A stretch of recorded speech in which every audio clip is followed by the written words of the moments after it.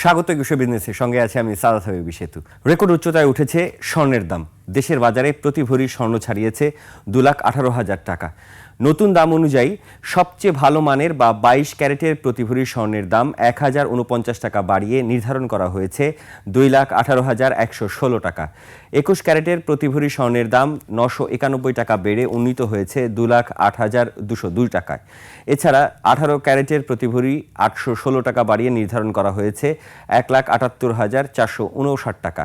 আর সনাতন পদ্ধতির প্রতি ভরি স্বর্ণের দাম এখন 1,48,599 টাকা। সব মিলিয়ে চলতি বছরে এখন পর্যন্ত 87 বার দেশের বাজারে স্বর্ণের দাম সমন্বয় করল বাংলাদেশ জুয়েলার্স সমিতি বাজুস, যেখানে 60 বারই দাম বাড়ানো হয়েছে আর দাম কমেছে মাত্র 27 বার।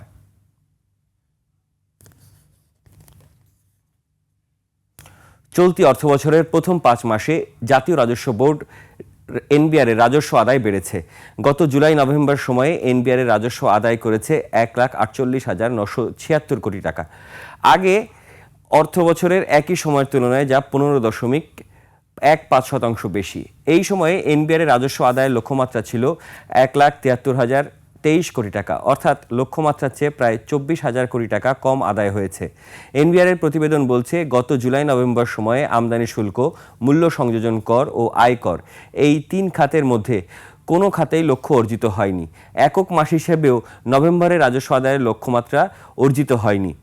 নভেম্বরে মোট রাজস্ব আদায় হয়েছে 29,659 কোটি টাকা, যেখানে লক্ষ্যমাত্রা ছিল 36,326 কোটি টাকা। অবশ্য গত বছরের একই সময়ের তুলনায় নভেম্বরে রাজস্ব আদায় বেড়েছে 14.20%।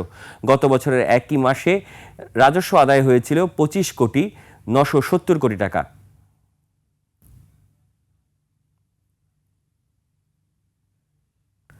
হুহু করে বাড়ছে রেমিটেন্স।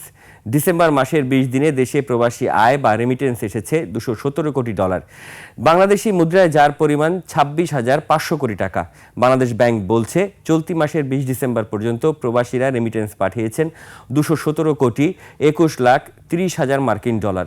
এর মধ্যে রাষ্ট্রায়ত্ত ব্যাংকগুলোর মাধ্যমে এসেছে $37,13,00,000, বিশেষায়িত ব্যাংকের মাধ্যমে এসেছে $21,52,00,000, বেসরকারি ব্যাংকগুলোর মাধ্যমে এসেছে $158,13,00,000 এবং বিদেশি ব্যাংকগুলোর মাধ্যমে এসেছে $42,00,000।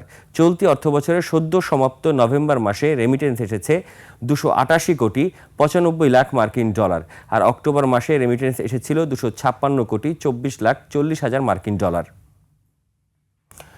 বার্ষিক উন্নয়ন কর্মসূচি এডিবি বাস্তবায়নে গতি আসছে না। চলতি অর্থবছরের জুলাই মাস থেকে নভেম্বর পর্যন্ত গত 5 মাসে বিদেশি ঋণের অর্থ ব্যয়ের ক্ষেত্রে খরচের খাত খুলতেই পারেনি সরকারের 5 মন্ত্রণালয় ও বিভাগ। চলতি অর্থবছরের প্রথম 5 মাসে এডিপি বাস্তবায়নের হার বরাদ্দের মাত্র 11.75%। আগের অর্থবছরের একই সময়ের বাস্তবায়ন হার ছিল 12.29%। এদিকে একক মাস হিসেবে গত নভেম্বরে বাস্তবায়নের হার অন্যান্য বছরের একই মাসের চেয়ে ছিল কম। নভেম্বরে এডিবি বাস্তবায়ন হয়েছে বরাদ্দের মাত্র 3.42%, যা গত অর্থ বছরের একই মাসে ছিল 4.40%। গত নভেম্বরে ব্যয় হয়েছে 8,165 কোটি টাকা। গত বছরের নভেম্বরে এই পরিমাণ ছিল 12,236 কোটি টাকার বেশি। চলতি অর্থবছরে মোট এডিপির আকার 2,38,696 কোটি টাকা, যা গত অর্থবছরে ছিল 2,78,289 কোটি টাকা।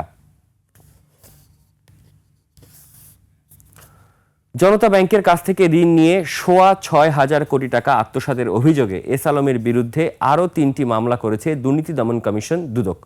দুদক চট্টগ্রাম 1 কার্যালয়ে মামলা 3টি করা হয়েছে বলে জানান উপপরিচালক সুবেল আহমেদ। তিনি জানান, 3 মামলায় এস আলম গ্রুপের 3টি প্রতিষ্ঠান S Alam vegetable oil limited, S Alam cold rolled steel mill ও S Alam trading company private লিমিটেডের নামে ঋণ নিয়ে 6,243,78,03,000 টাকা আত্মসাতের অভিযোগ করা হয়েছে।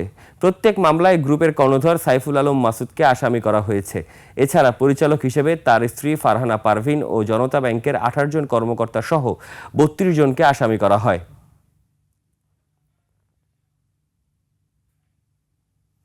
এবার এশিয়ার প্রধান শেয়ার বাজারের খবর।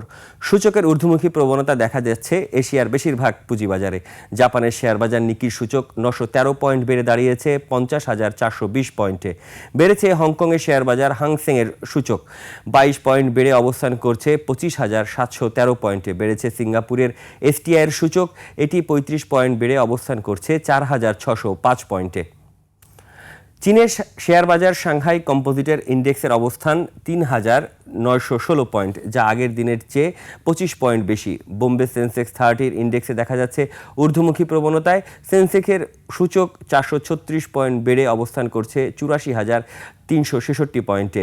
বেড়েছে থাইল্যান্ডের স্টক এক্সচেঞ্জের সূচকও, এটি 12 পয়েন্ট বেড়ে অবস্থান করছে 1,264 পয়েন্টে।